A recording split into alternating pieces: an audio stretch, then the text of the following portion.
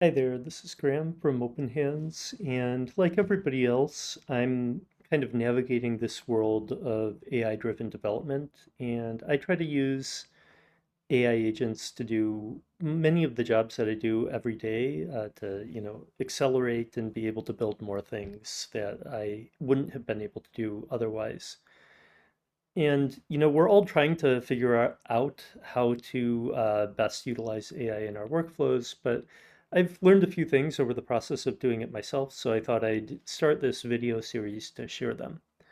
So the first one that I'd like to share, and of course, get feedback on it, I'd love to hear what people think, is how I've been trying to orchestrate my daily workflow so that I mostly do my daily workflow through prompting AI agents, as opposed to me managing my own daily workflow and then asking an AI agent to do parts of it. So it's basically an agent-driven workflow where I pop out and do other things occasionally. So in order to manage this workflow, you need a number of tools. I'd say at the very bare minimum is you need to be able to manage your to-do list, your communication, and your code or the products that you're generating. And to manage my to-do list, typically I use Linear. Jira is another popular tool for that. But for the purpose of this demo, I'm just going to use GitHub issues as the source of my tools, essentially. Um, and for communication, I typically use Slack. People use other things like Teams or things like that, but I'll use Slack for this demo. And then for the source of my source code, I'm going to use GitHub. And of course, GitLab and Bitbucket are popular alternatives for that.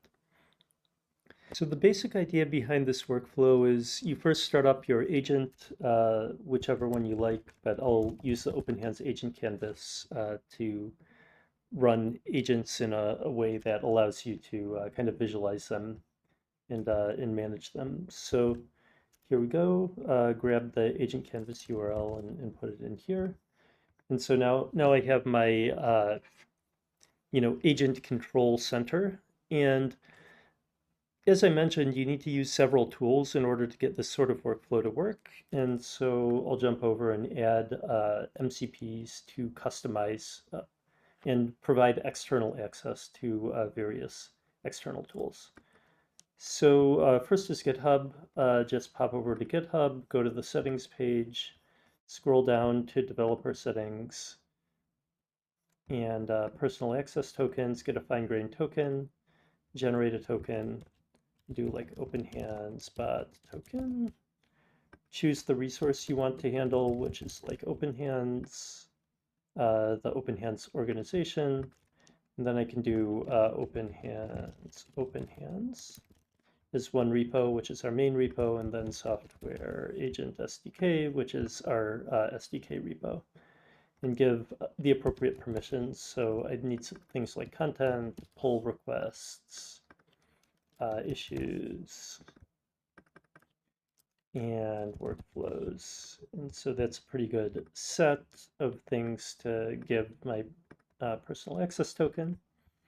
So I generate the token, and don't worry, I'll delete this after the demo here. And then we'll also add Slack. And so in order to add Slack, you need a team ID, which you can grab by just going to your uh, team, going to Slack on your web browser.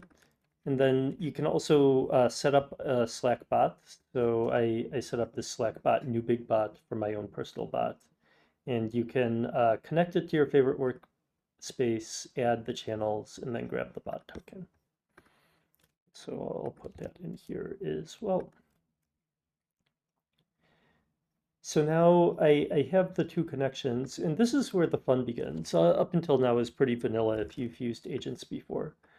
But the interesting thing about my workflow is I actually have a skill that basically walks through all of the tasks that I was doing in my daily work. And so before I had this skill, what I would do is every day I would go out to our task management software like Linear, browse issues on GitHub, look at my Slack communications, and try to organize all of that stuff.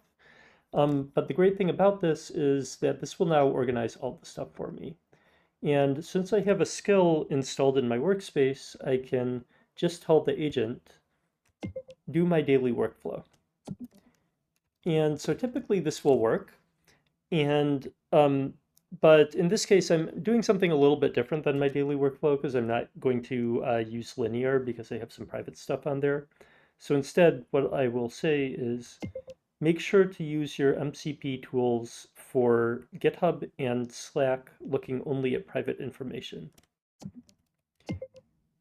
At the end, give me a structured report of all of the things to do today, and then give me my first task to do.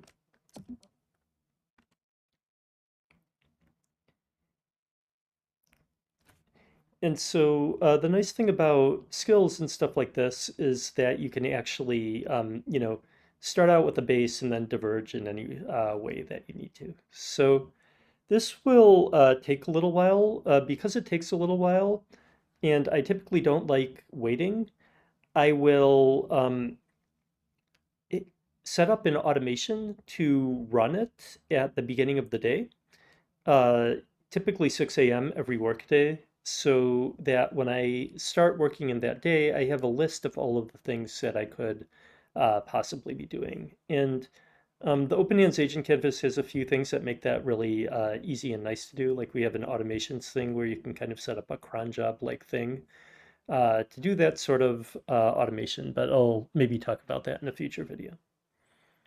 So anyway, I'll let this run for a little while.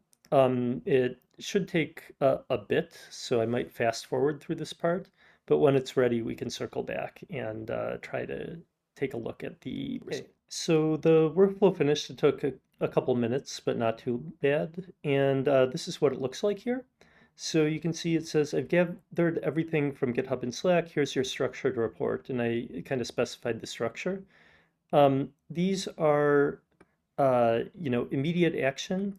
It's kind of the types of things that we could work on immediately. PRs awaiting your attention, PRs requesting your review, and assigned issues, Slack highlights, and GitHub notifications for requiring action. So this is good, but I personally get a little bit overwhelmed with all of the stuff that I have on my plate. So now that we're all moving at agentic speed, it's kind of hard to manage this huge list of things. And so uh, I personally find it more useful to have the agent tell me one by one which thing I should be working on. When I'm using something like Jira or Linear, it gives me a priority order of all of the things that I want to work on, so I can walk through it in priority order. And so this is an example of that. So it gave me my first task, and it said, you just got CI unstuck by removing the unused clock 3 import. The build is rerunning now. Once it's green, unblocks feature work for the week. Um, and then this is the only PR open with changes requested status. It's a substantial 623 line PR that a teammate is waiting to move forward on. So I can say, give me links to those.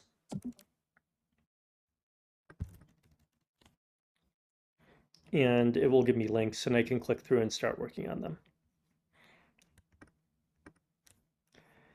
And another thing that I like to do in this workflow is to start another agent working in the background to resolve any easy to resolve issues while I do the work myself. So another thing that I often do, and it's actually part of my normal workflow, is dispatch another sub agent via the agent canvas to remediate all of the failing CI or unaddressed review comments on my open PRs.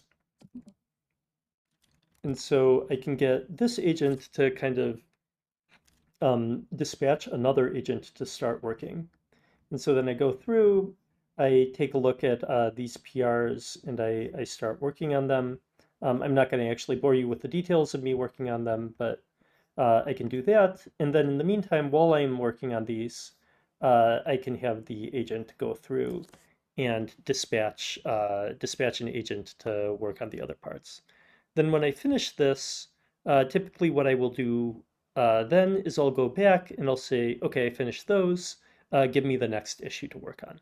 And then I can just continue doing this, essentially all day, um, as I get next issue, next issue, next issue. And on good days, I will not have to leave this interface at all. I can just, mostly work through the agent canvas here. So yeah, that's the majority of the work that I do here. And I'd love to have more feedback on this.